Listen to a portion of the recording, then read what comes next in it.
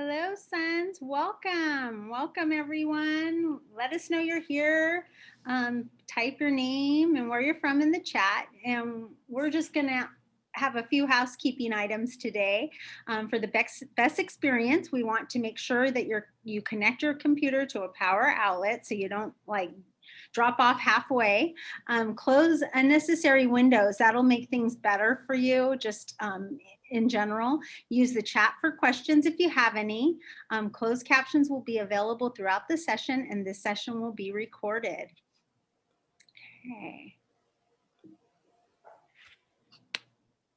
We're going to take just a few minutes to make sure everybody's here. Before we get started, this is our Sun Regional meeting, and it's all about self-promotion. We have a great speaker today. We also have our networking breakouts, and we're going to discuss trauma-informed care real briefly. We have our UCSF colleagues that made a module for us, and we're really excited to share that. So we'll be talking about that as well. I'm Sherry Cisneros. I'm the Substance Use Navigator Director, and many of you already know me, so I'm happy that all of you guys are here. This is really, really important information, you guys, for your own self-knowledge. We really encourage you to get involved with CADTP and their certification process. If you don't know, check out their website, CADTP.org.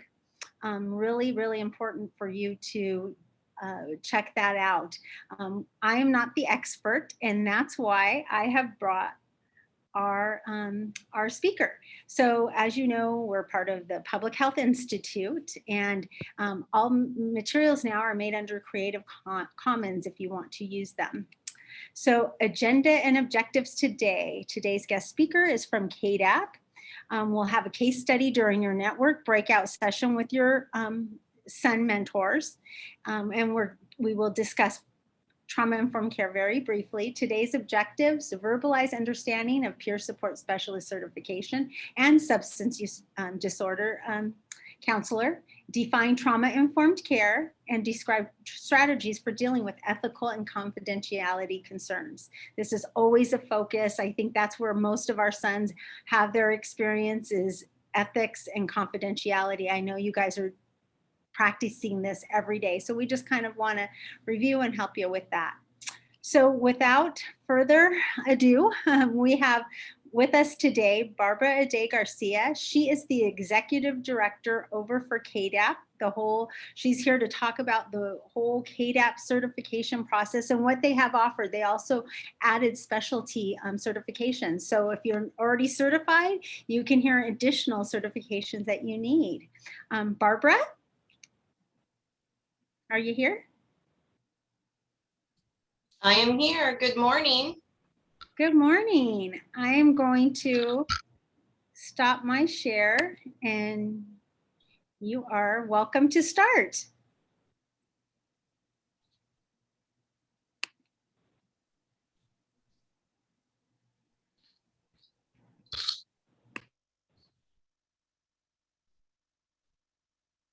Did you get the share screen? Yes. Yes, you are good to go. Great.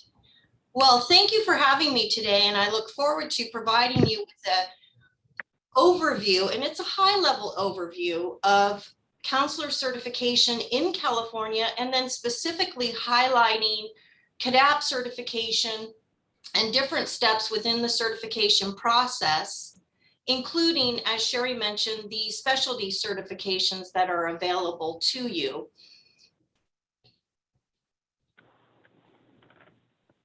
What we will do today is a very high level overview, and we'll be looking at accreditation and state approval. So you have a real good overview of what certification in California looks like.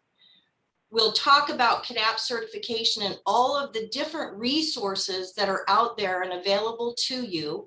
We will look at the forms and submittal processes for that. And then some very important things about ethics for counselors and what happens if a counselor actually does violate their ethical responsibilities. Now, CADTP is here today at the request and invitation of Sherry and her crew, and we really appreciate that, as CADTP's mission for our substance use disorder counselor certification program is to provide our customers with quality certification at a reasonable cost, and we really do focus on that customer service aspect. So who are our customers? Certainly our customers are our counselors that are registered or certified with us, but that our customers are also the state of California, the clients that the counselors serve, and the employers that employ our counselors. So our customers, we feel, are a wide range of folks out there in the community, and we look to service them all. So what is certification? It's important for counselors to understand what their certification means and how that certification came about. So in California, the certification regulations state that any certifying agency in California must be accredited by the National Commission for Certifying Agencies. So it's a national accreditation process. And so there's specific standards nationally that you have to comply with. Then you have to show the National Commission, the NCCA, that your program, your certification program, meets those national standards. If you receive accreditation from the NCCA, then you apply to the Department of Healthcare Services to become a certifying agency. Now, the NCCA accreditation happens every 5 years. So once you're accredited, you have to reapply every 5 years to keep that accreditation. If you lose accreditation for any reason, then you are no longer approved by the Department of Healthcare Services. The NCCA accreditation also includes an annual report to the NCCA, which they look at your certain processes and procedures and make sure that you still are upholding those standards that you applied for. So when you as a counselor obtain certification, you can be assured that the regulations that are put into place, the guidelines that run the accreditation program, are based upon national standards and our own California Title IX, and we'll get to that in a minute. It also assures our customers and the community at large that the certifying agencies in California certifying our substance use disorder counselors are upholding standards that are accepted nationally. And that's a very important aspect of any type of certification program. So California specifically has regulations that govern counselor certification. Now, we certainly won't go through all of those today, as it's a large packet and we don't have time.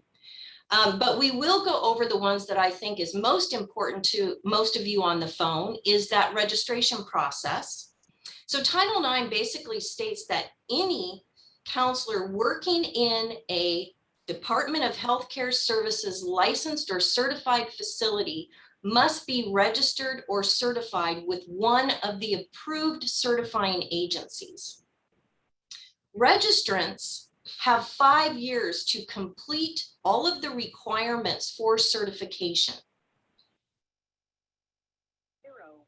If you're not certified within that 5-year period, then you're not eligible for certification in California, and you're not eligible for registration anymore. Some people do take more than 5 years, and that could be a health issue, could be a family issue. And so there is an ability to receive up to 2 years of additional time due to some kind of a hardship. And each of the agencies have an application process where the registrant who is going to exceed that 5 years would be able to explain why they weren't able to achieve certification within that time and apply for a hardship. So the 5 years is a hard date, but there is some flexibility for those hardship cases. the important aspect, I think, of registration is really the time for someone who's going to become certified to be really looking at those certification requirements and working towards those. And you will see that your applications and your renewals support that philosophy of using those 5 years very wisely to receive your experience and education, and then of course taking that exam that gives you certification, which is the ultimate goal. So let's talk a little bit about CADTP and how we came about the certifying business. So we are a nonprofit organization. In 2005, the Department of Healthcare Services, which actually used to be called the Department of Alcohol and Drug Programs, came out with regulations on counselor certification.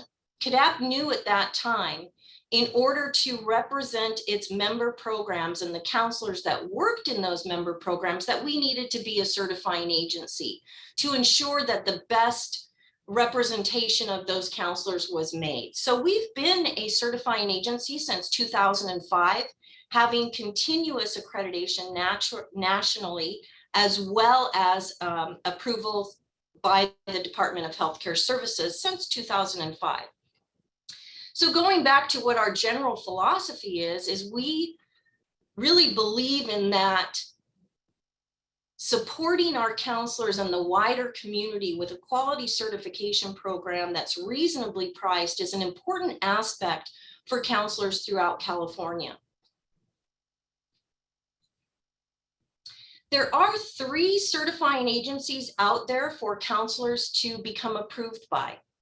And that may be a little confusing at times. Why are there 3? Well, there is tens of thousands of substance use disorder counselors out there. So making sure that all of them are certified, the department actually allowed in the beginning 11 certifying agencies. It is now down to 3 pretty consistent agencies for you in California. And one of the things that these 3 agencies try to do, CADTP, CCAP, and CADTP, is to find some common ground to ensure that there is some standards within California that all certification counselors can rely upon. So for example, the requirement for registrants to complete 9 hours of ethics, confidentiality, and boundaries prior to registration was one of those things that is not in regulation, but the 3 agencies identified a problem. People were becoming registered, but there's no requirements for any advanced education prior to registration. So they would register and start working as a counselor in a substance use disorder treatment program without having any knowledge of confidentiality, boundaries, ethics. So we require 9 hours of those topics in order to become registered. We also then put in the requirement for registrants to renew annually. What we found is that registrants weren't attending school and they weren't understanding the registration process, that they were supposed to be getting education during this time, as well as the experience. So registration annually reminds our registrants in California that they are in a professional career path that requires them to really focus on what those requirements are to become a counselor. During that annual renewal, we all agreed that 3 hours of ethics and 3 hours of confidentiality were important annually, because we started to see with our registrants that there was a lot of violations related to ethics and confidentiality. So to help our registrants be compliant with their code of conduct, we instituted the 3 hours of ethics and 3 hours of confidentiality annually. We also agreed upon requirements for registration to show registrants to show progress towards certification annually, and then the requirement of 315 hours of AOD education to become certified. And that's very important to recognize, is those 315 hours, and we can talk about those a little bit when we get down the road. It sounds like a lot of hours, but it actually isn't. It doesn't take very long generally about a year or so, to gather those 315 hours. They do have to be formal education from an accredited body. And so you might think, wow, that's kind of expensive too. And actually, it's not as expensive as one would think. So there are things out there to help folks find education at a reasonable cost. And we can talk about those if anyone has any questions. They can also call our certification office and we can give you some referrals for what's a good place to get education. So here's our certification levels. And again, it starts off with that registration. Our substance use disorder registered counselor is our SUDRC. Then once you complete all of the requirements to become certified, you become an SUDC, a substance use disorder certified counselor. And that title lets the public know that you have put in the work towards becoming knowledgeable and having the appropriate experience to actually provide substance use disorder counseling to those who are suffering from addiction problems, which is to complete 315 hours of formal education directly related to alcohol and drug abuse, 160 hours of supervised training as a substance abuse counselor, 2,080 hours of paid or unpaid experience as a substance abuse counselor. And then there's an exam that you take. And you need to receive a passing grade on the exam. Currently, CADTP and CCAP use the ICNRC, which is a nationally accepted exam. Most states accept ICNRC for reciprocity, which means transferring. So if you're certified in California and you would like to go work in another state, each state has its own certification requirements for its substance use disorder counselors. The ICNRC is a well-accepted exam nationally, so you would have a greater chance of your certification in California meeting the requirements of another state's certification. And that's an important aspect because we don't always live in the same state our whole lives. So we want our career to be transferable. And then, of course, once you become certified, your renewal process goes from annually as a registrant to biannually as a certificate. And then, of course, there's higher levels of certification that show throughout your career as a certified counselor that you're advancing in some way. It could be advanced experience, it could be advanced education, it could be that you are now a supervisor in charge of other counselors and you want to be recognized as a clinical supervisor of alcohol and drug counselors. So there is a career path to increase your certification and what that certification shows to your employer, potential employers, and again, the public at large. So when we talk about specialty certificates, what does specialty certificate means? That means a certificate that is based upon certain requirements, but these certificates are not necessarily accredited. So we talked about accreditation, we talked about Department of Healthcare Services approval. Accreditation and Department of Healthcare Services approval is on that base certification. The substance use disorder counselor, certified counselor. And that's the same with all three certifying agencies. Their accreditation is on that base certification. So for instance, and let's just go back a minute, the base certification is the SUDCC. If you achieve the SUDCC2, you do have an accredited certification because in order to receive the 2, you have had to have received the 1. Now, when you get into the peer support specialists, that certification is not yet accredited in California. Now, why is that, you may ask? It's a specific position. It's a certification. Why wouldn't it be accredited? Well, California has been a little bit slow to adopt peer support specialist certification as a actual profession that can be used to bill Medi-Cal, so to speak. So the push now is to utilize peer support specialists in many different avenues. And so if you look at the California Bridge, they've really taken peer support recovery specialists, push that out into the ER rooms to help people with the opioid disorder and other identified addictions. It's a huge step forward in peer support. So California has developed some legislation surrounding that, which was passed, and eventually peer support specialist certification will be accredited. Now, in reading through the new legislation on peer support specialists, it pretty much matches what the current agencies are doing. And I know CADTP, we of course have our peer support specialist certification, and CCAP has one also.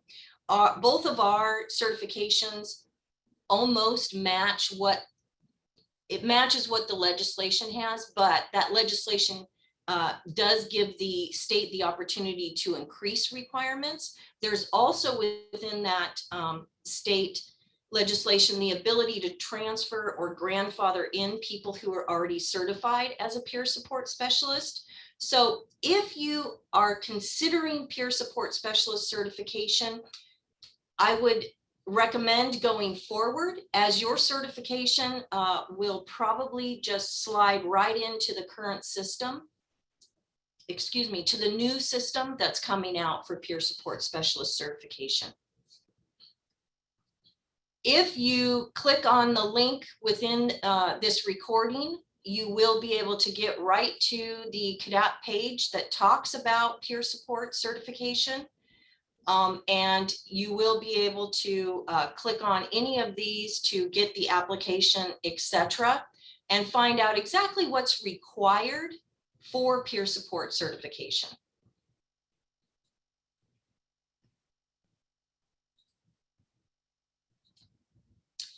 We want you to know within whatever you decide to do with your career that CADTP is here to support you.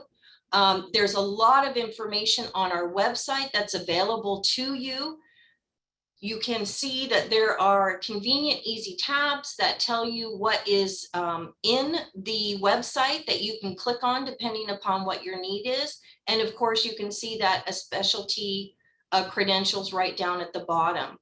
Now, you can see there's a certified peer support specialist. There's also a medicated assisted treatment counselor credential.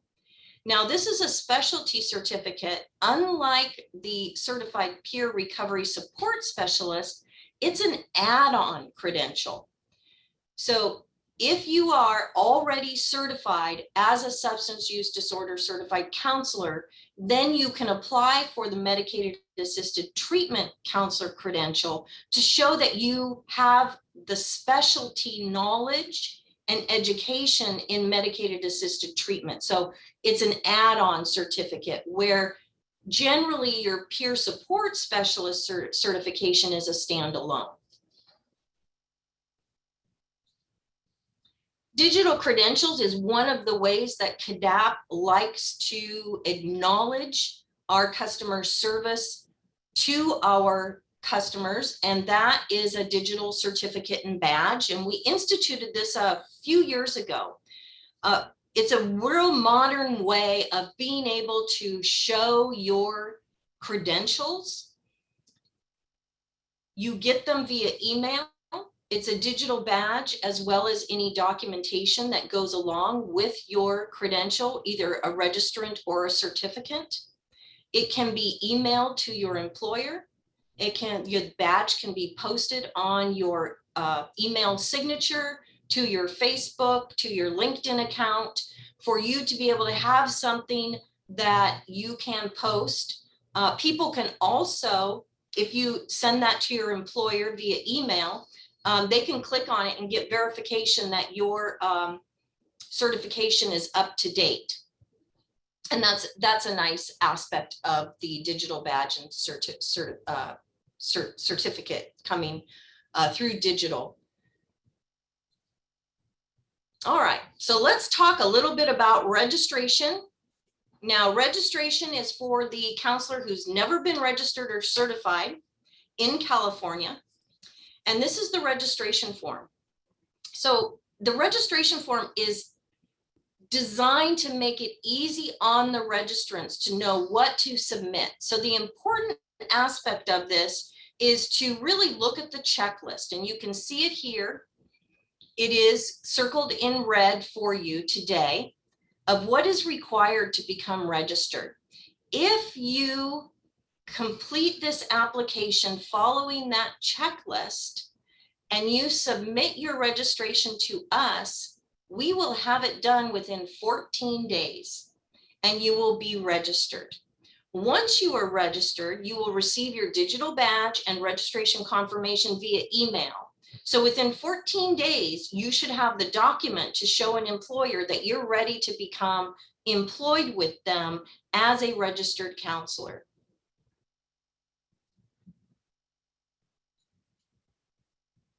So let's talk about transfer real quick, because I do know that some of you may be already certified with another agency or registered with another agency. There's many reasons that people might change agencies. It could be a customer service issue. It could just be that they like the other company better, which is okay.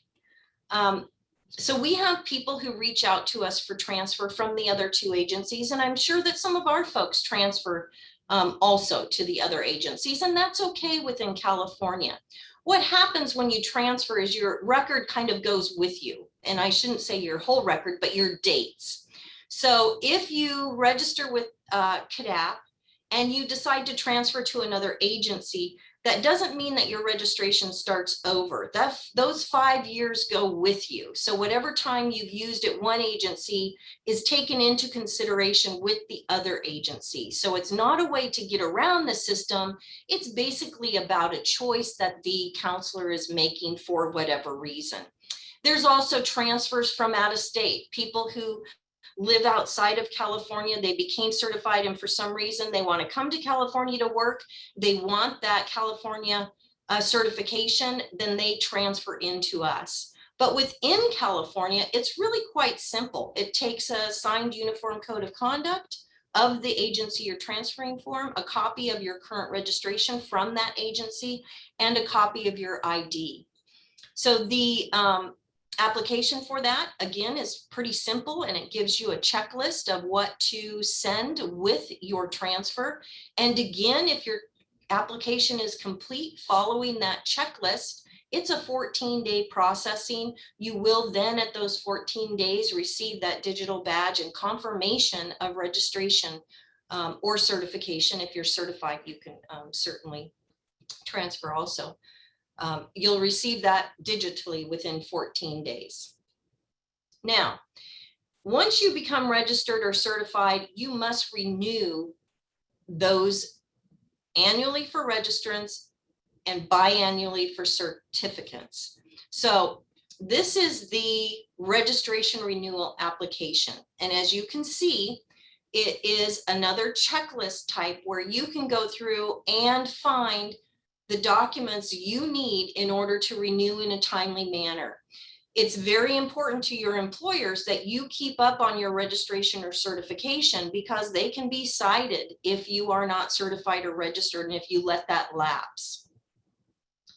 CADTP does understand that people sometimes wait to the last minute. We don't have late fees.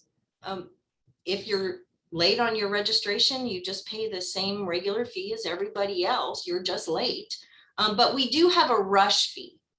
So if you want a 10-day turnaround, then we would charge you $25 to rush your packet through so you don't lapse and you can show your employer that you're re-registered or recertified within a 10-day period. And that seems to be a very popular for our folks that wait to the last minute and kind of panic and say, oh my gosh, you know, my employer's asking me if I've renewed and I only have a few days to do that. So make sure that you take a look at when your renewal period is. It is a 30-day turnaround time for renewals. So make sure that you keep that in mind when you're going to plan your renewal for your registration or your certification. So you can see that renewal costs are fairly reasonable. For a registrant, it's $25 to renew annually. For certificates, it is $125 for that base certification. And again, that's biannual. There are, of course, continuing education requirements that are required for both registrants and certificates that have to be submitted upon renewal. All right, now payment portal. You can do all of your registrations and renewals on the CADTP website. You can email scanned applications to us. You can send it to us through the mail. You have lots of options on how to submit your paperwork to CADTP and make that payment. So you can see this is the payment portal. You just pick what you're paying for, and you can upload those forms right here and make your payment.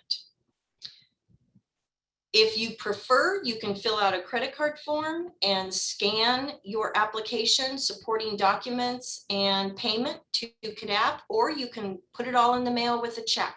We're very flexible on your choice of how you would like to apply and or renew. Continuing education is a very important aspect for any counselor, whether registered or certified, as there are requirements for both renewals. So CADTP has a CEU provider directory where our approved providers are listed. It's very important to understand that each certifying agency is responsible to ensure that the continuing education their counselors are providing for renewal is from an agency that is upstanding and providing the correct amount of hours that they're claiming, that they're providing the correct records for the counselor to submit to the CEU agency, etc. So each agency has their own list of approved providers.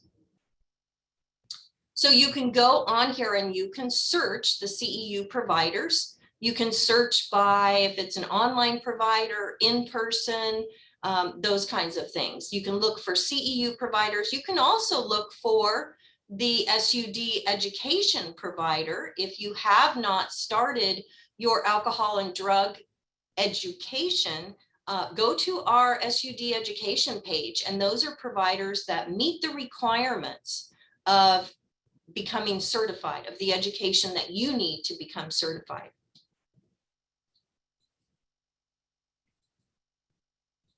So you can see that once you click on one of the providers, and we have our California Bridge up here, you will see that they are a certified provider. They've put in the application and become approved. Their expiration date is January of 2024. So any continuing education that you receive from California Bridge Public Health Institute, then you can submit that with your renewal and it will be accepted by CADTP. If you have a moment to go to our website and you really like California Bridge CEUs, you can go there and you can give them 5 stars. You can bookmark them in your, when you go on to the website, you can bookmark them and they would be a preferred provider for you because you know that's where you're going to go to get your CEUs. Again, the expiration date and their provider number, which is what they provide on their certifications that you have completed a specific topic or number of hours for continuing education. So real quick about our code of conduct, I really want to encourage you when you initially put in your application and when you renew to read through this document. I know as humans, we have a tendency to scan and sign. That may be okay for big mortgage packages that you will experience throughout life, but in this instance, this is really your career. You need to understand completely what's required of you as a professional counselor who is registered or certified.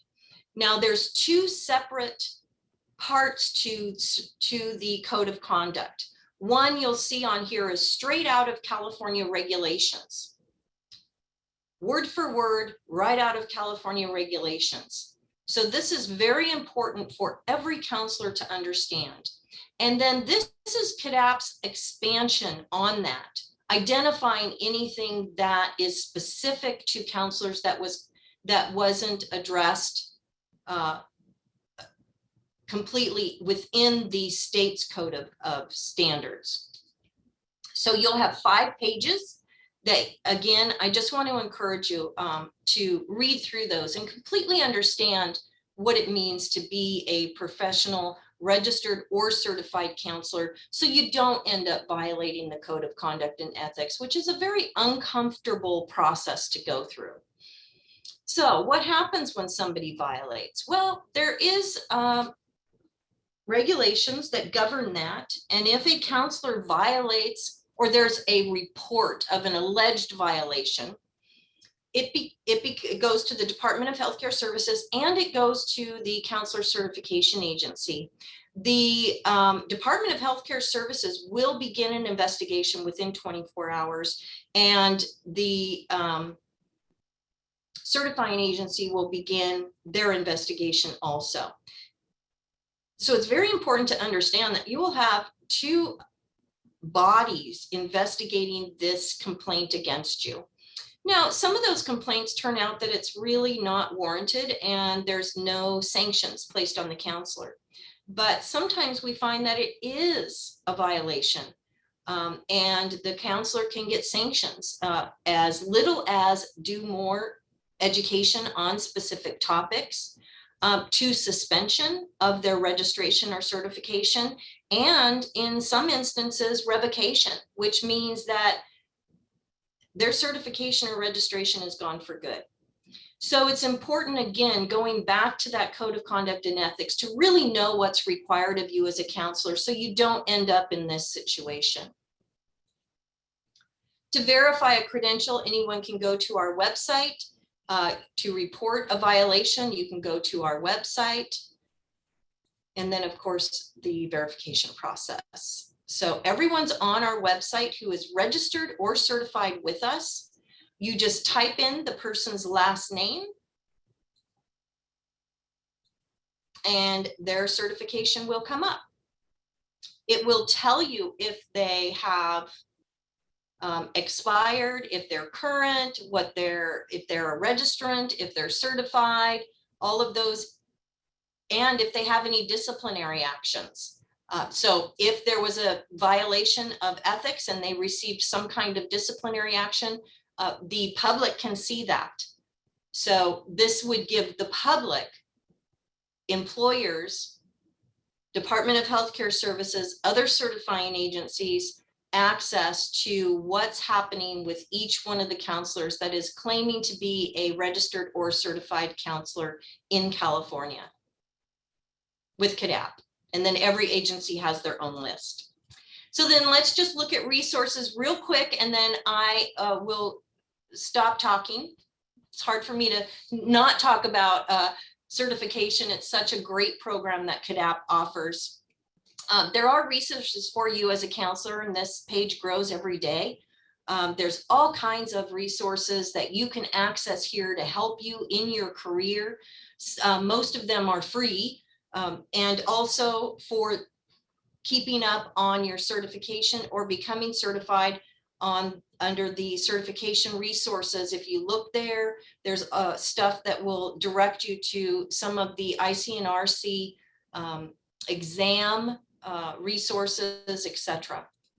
And motivational interviewing. This is just an example. If you click on motivational interviewing, it'll bring you to some free resources for you as a counselor to really work on those skills that are necessary to be effective within your field. And then of course, our Career Center, you can find a job here. You can post a job here also if you are an employer, and it is free. So I just real quick want to say that it's the counselor's professional responsibility to really know their certification. What are your renewal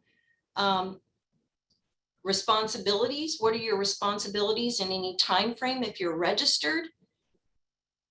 And of course, continuing education. You know, some people wait until the very last minute and get that education done. Well, are you really learning anything?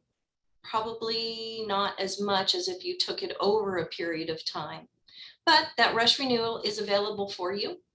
And of course, we like to point out that we have a 96.7 customer satisfaction based upon a survey that we did of our counselors in 2020.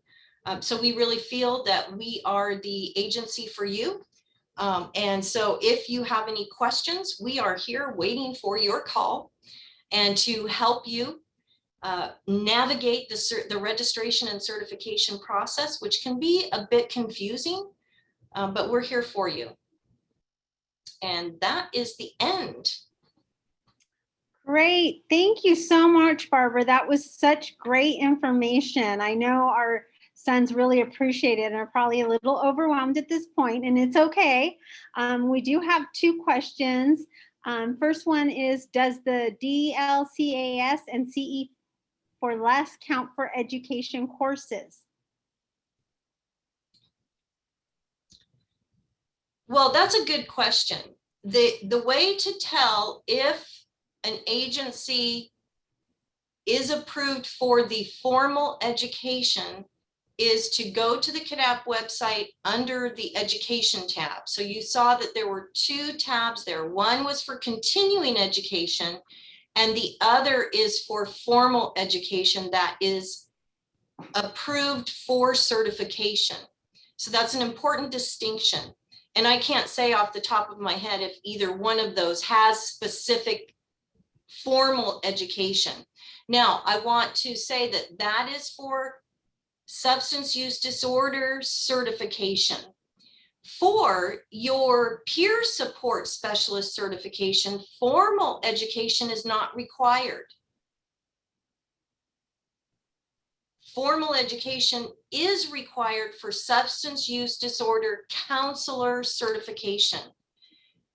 It is not required for peer support specialist certification. So any of those continuing education courses that you find that meet the topics required for peer support specialist, you could use those continuing educations. And I believe that there's quite a few CEUs that California Bridge provides to their employees, their sons, that would also meet the requirements for the peer support specialist. Again, it does not have to be formal education. For counselor certification, it is required to be formal education. Perfect. Thank you so much for clarifying that, because I get a lot of questions. So the peer support is something new. So again, that's why we brought Barbara, because she is the expert and she's an excellent partner to have. The other question is, so any of us sons need to be certified, whether full-time or part-time. For the BHPP grant, we did recommend that you become registered. And registered is different than becoming certified. Register, if you can explain that distinction, Barbara, one more time, so they know what registration is different than the certification itself. Yeah, registration is for those that are working towards certification.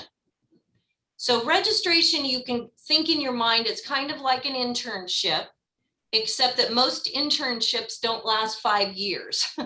So it's really a period of time where you begin your career working towards certification.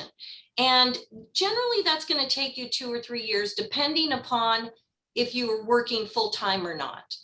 So it's gives you time to get that 315 hours of formal education, the hours of practicum, which is your internship, and then your work experience hours, pass the exam.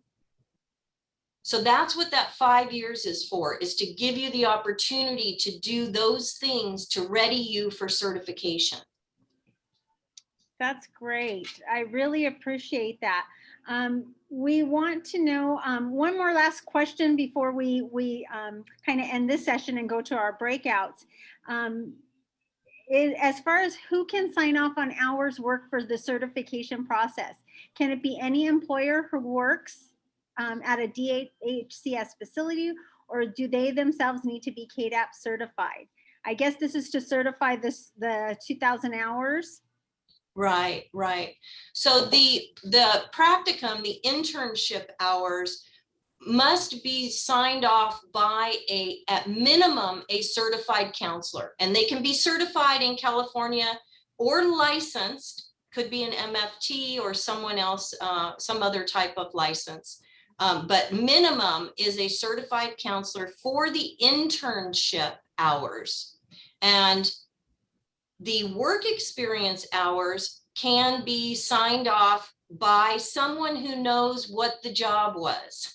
So those work experience hours, it's very important to understand those must be working as a substance use disorder counselor, getting that experience while being supervised. So driving people to meetings or being a house manager of a recovery sober living center, those things don't qualify you as counselors. So there's 12 core functions of a counselor that you'll find on the CADTP website, and that will tell you what hours would be acceptable. But the agency itself, where you work, does not have to be certified by CADTP in any way, as long as it is providing substance use disorder treatment services. Then you get your work experience there. If they're willing to sign that off for you, we will verify every single hour that comes into CADTP. We must have someone that we can go to and verify those hours. So make sure that the company that you work for is willing to verify those hours for you. And we always suggest, if you change jobs while you're a registrant, and sometimes even if you're a counselor, is to, when you leave one job, is to ask for an accounting of your hours so you can have those, because some programs go out of business. And if we can't verify those hours, we can't accept them. Okay, perfect, great. So, maybe a good place, a recommendation is to start with your HR department. Usually they can verify your hours. Yep. So I strongly suggest that. Well, thank you so much. I have one more question. I'm going to answer this real quick. Will Bridge program have CEU courses? We do provide. We are a CEU provider, and you can look at our sessions online and see which ones are related to ethics and confidentiality. We have all of our objectives listed. So yes, we are a part of CADTP, and we are a CEU provider. Thank you again so much, Barbara. We really appreciate this. I can't show my appreciation enough. Well, I thank you very much for having me, and have a good day, everyone, and a great rest of the meeting. Thank you. So now, you guys, moving forward, we have our breakout sessions. I'm going to go back to, let me see here. What we're going to do at this time is, we pass questions. Okay, let me get back. Got kicked out. There we go. So we're past the question and answer session. Next, we're going to do our breakouts. So if your region or system, you will be logged into our breakout session. Make sure you can unmute, because this is interactive. You're going to be in a meeting room with your Sun mentor. So please unmute. We have 2 ethics and confidentiality for this session. And I'm just going to give one scenario just to kind of get your simulation, your stimulation of your conversation for our networking. Please remember, this is all about, there's no right answer to these questions. These are scenarios that come up, and every son can treat this differently. Recently, we had a mother reach out to a California bridge site for help with her son in an adult ICU. The patient was unable to consent to give out information due to the medical condition. The staff would not give mother any information and was very worried about his opioid drug use and possible withdrawal. What would you do if you were called and told, hey, this mother is really upset. She knows her son does drugs. She needs some help. She wants some information. Let's discuss this in our breakout rooms. Caroline, if you can.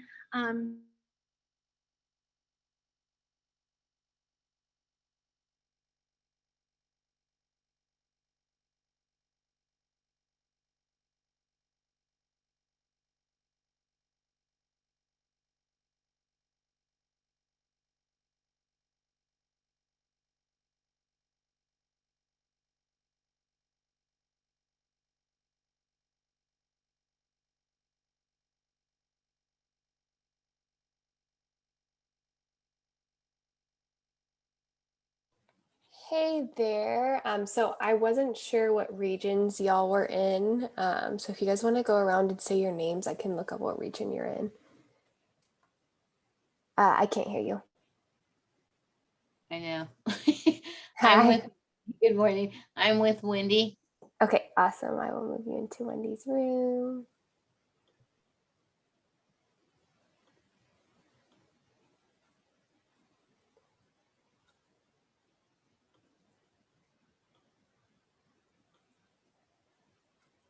All right, is anybody else in here able to unmute themselves?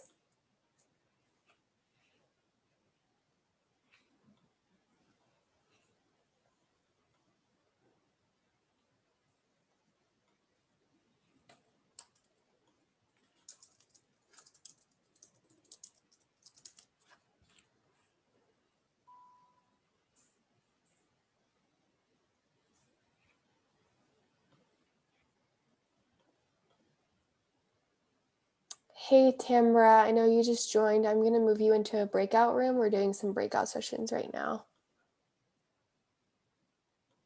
I'm on mute. Thank you. Yes, no worries.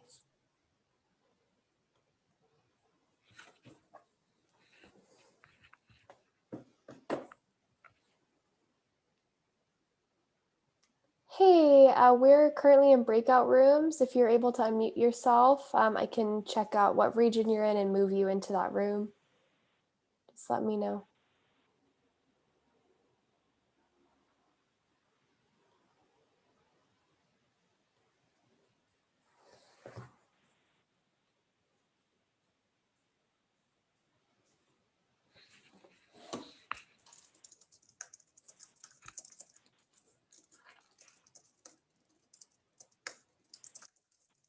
I think Rebecca might be with the patient.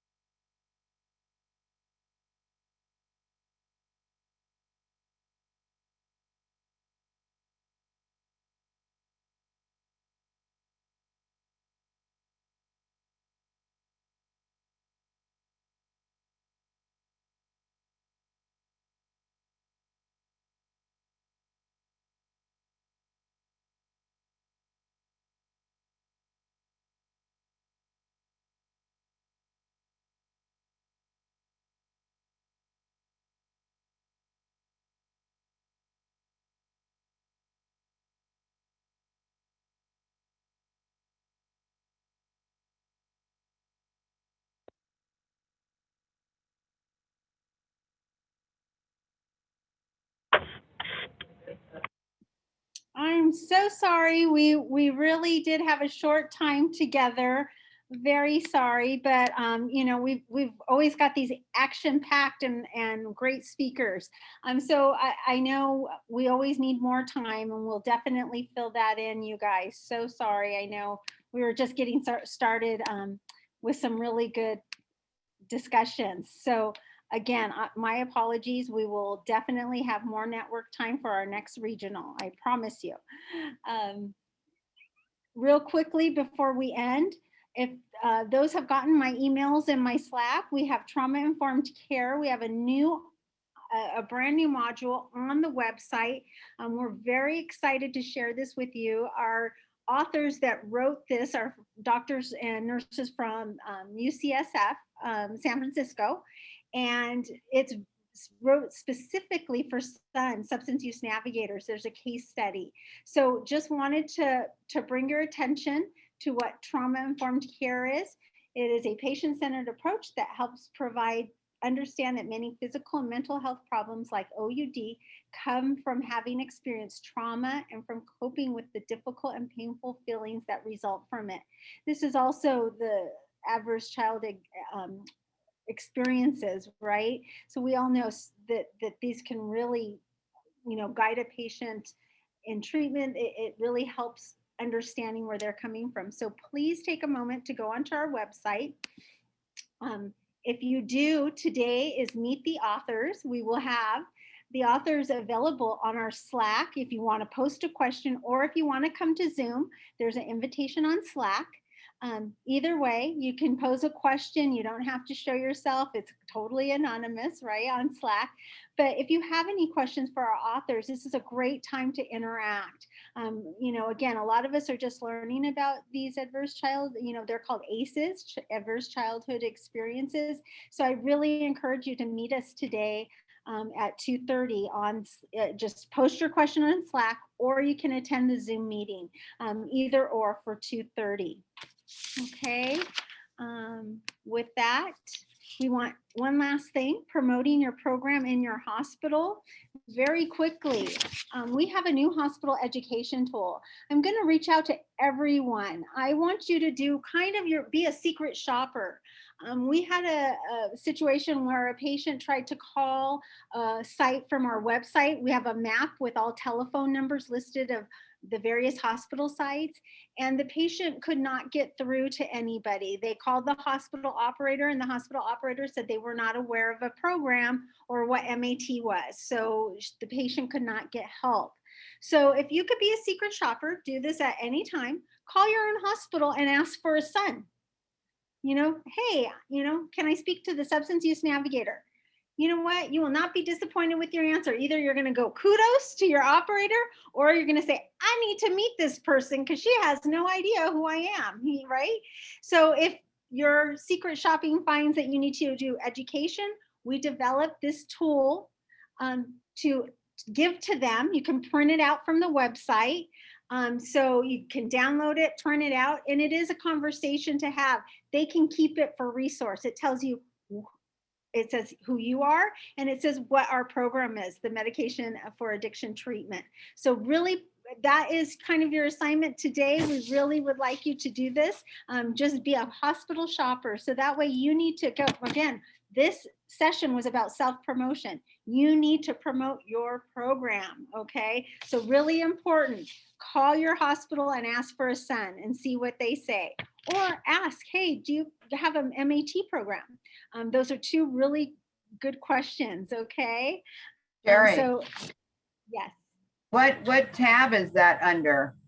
It's new. We'll get that link to you. If I can't give it to you now, if somebody can put it in the chat. Because I'm on the website looking under things. If you put hospital education in the search button, it should show up. Okay, thank you. You're welcome. I had just dropped the link, or sorry, Bridge just dropped the link in the chat box for you guys. Perfect. Thank you. And I will also send a follow-up email for the evaluation and for this tool. I will add it. So our takeaways are: advance your role with CADTP certification, check out trauma-informed care, and join us on our Zoom call at 2:30. And just a reminder, ethics and confidentiality are daily part of your Sun role. You're doing this every single day, you guys. Please fill out the evaluation form. Sorry, we're going a little bit over, but if you can see that chat in the link, I will also send a follow-up email. So if you're trying to hurry, don't worry, I will send up a following email. Join us on our CaliforniaBridge.org site. And here is your Sun Mentor team. This is the first time I've seen this, and this is amazing. I love it. Oh my gosh, it's gorgeous. Look at these gorgeous people. I'm so excited. These are your Sun Mentor team. Thanks to Christian, Rebecca, Latoya, Chaya. Angela couldn't be with us today, but Tommy and Wendy. So thanks all of you, and thank you, Suns. Thank you for joining us. We appreciate everything you're doing. Any questions, please let us know. And until next time, you guys, bye. Thank you, Sherry. You're welcome. Thank you, Sherry. Happy birthday. Oh, thank you.